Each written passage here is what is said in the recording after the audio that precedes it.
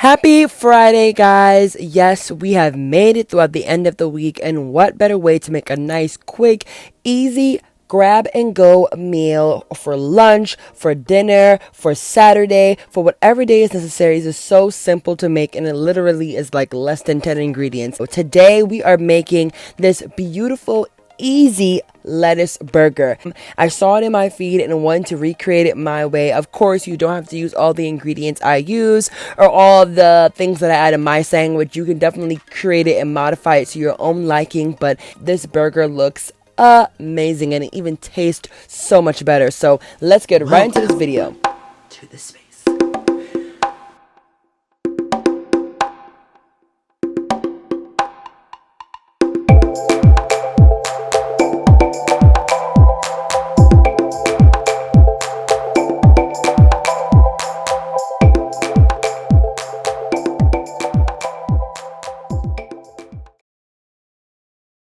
So I just want to do some ingredient call outs here. The sweet and sour sauce and the jerk seasoning. The reason why I'm adding these two in because I really want kind of a sweet and spicy flavor in my chicken sandwich. It's totally optional. I just wanted to call out those two ingredients before anybody asks. Brown sugar. I also want some sweetness, as I said before, in there. I'm also going to be adding other salty ingredients. So I want that nice balance between salt and sweet in my burger. I also have the liquid smoke here. This is a great thing to buy when you're not actually grilling on, when you're not actually using your grill outside. This will give your food the taste as if it was grilled on a grill fire outside your home. So I really wanted to give it that aroma that I was actually grilling in my backyard and flipping burgers, which I wasn't, but liquid smoke, it really adds that nice flavor in there. It also gives that nice charcoal wood taste in your burgers, which are so delicious when it's not too much. So I use that in there for that flavor and for that taste. Just wanted to call out that ingredient there. And then lastly, Worcester garlic chili powder. You know the run of show that is typically added in your burgers. And then also, like I said, ground chicken. The recipe calls for beef. I use ground chicken. I don't dislike beef. I just really wanted a chicken sandwich and not really a burger. So the first things we're going to do here is we are going to get a bowl and we are going to add in our ground chicken into the bowl and begin adding in all the ingredients I showed in the beginning. So we're just adding little by little all-purpose fish and meat sauce, sweet and sour sauce. Again, you don't have to do this. You can simply do some salt and pepper and call it a day, but I want to be elaborate and extra and over the top and add a lot of flavor in my sandwich. And after you've added in all your ingredients, you can either mix this by a spoon or use your fingers. I personally like using my hands, even though later on I'd use a spoon, but I like using my 5 fingers and going in there and just zhuzhing up the meat. I want to get everything in there. I want everything to be well combined. So I am going in and mixing and making something beautiful in my hands, okay? So I'm just mixing it all together until everything is well combined, until all the seasoning has transferred to every single part of that bowl and every single meat is well coated. I'm also adding in some breadcrumbs, which I didn't feature in the beginning, to give it more body. I'm mixing that all together again one more time with my hands, and then I'm gonna add in my bone sucking sauce. I could not do without it. I also added in some ketchup as well that I didn't feature, but I tried not to do the bone sucking, but I was just like, oh Lord, I cannot cook without adding in my bone sucking sauce. That would be disrespectful. So again, here I am. I'm using the spoon instead of my hands because I didn't really want the sauce to get over my fingers. So I used a spoon, and now I'm forming them into some thick patties. Now, when I made this, I was extremely hungry, okay? So I really did not want to waste time doing thin burgers.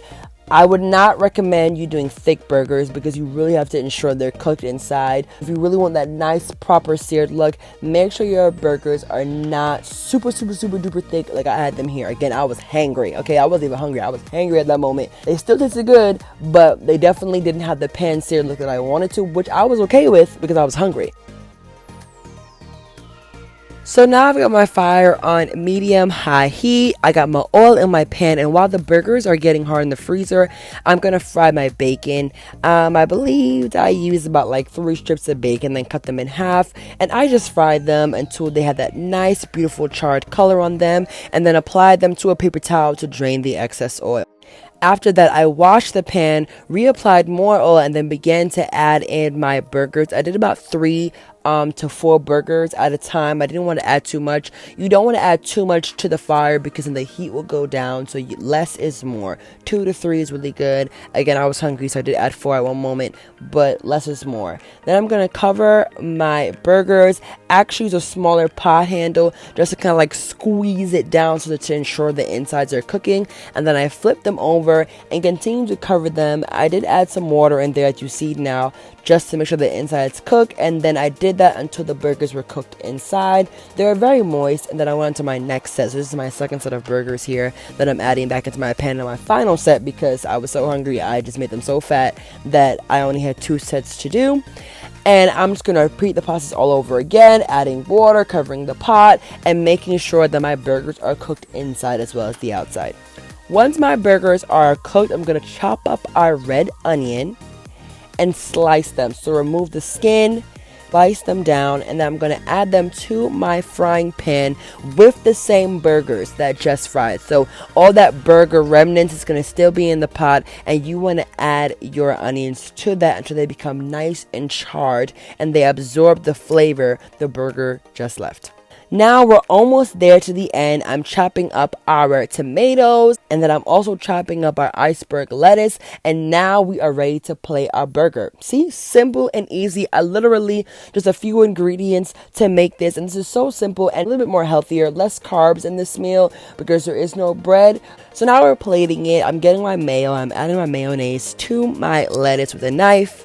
I'm just doing a nice, clean sweep there on the knife. And then I'm going to add in my burger.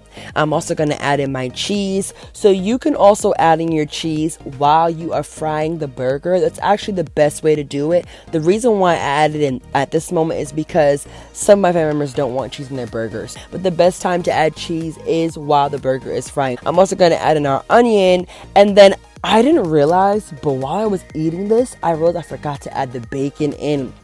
So on camera, there's no bacon photo, but in real life, I did put bacon on it after I had like 3 bites. I remember that I didn't have any bacon on my sandwich, and I put it in there. So I do apologize for not showing it, but I was just super hungry that after I videotaped this, I turned the camera off and I dived right in. Here you go, guys. A simple, quick, easy recipe, and it's definitely a great meal if you want to lay off the carbs, or if you just want a nice chicken sandwich, but you want to do it in a different kind of way. Forget the bun burger, this lettuce burger, it was 100% delicious, and I would definitely make it again. So thanks guys for watching, and I'll see you guys in my next video. Have a great and wonderful weekend.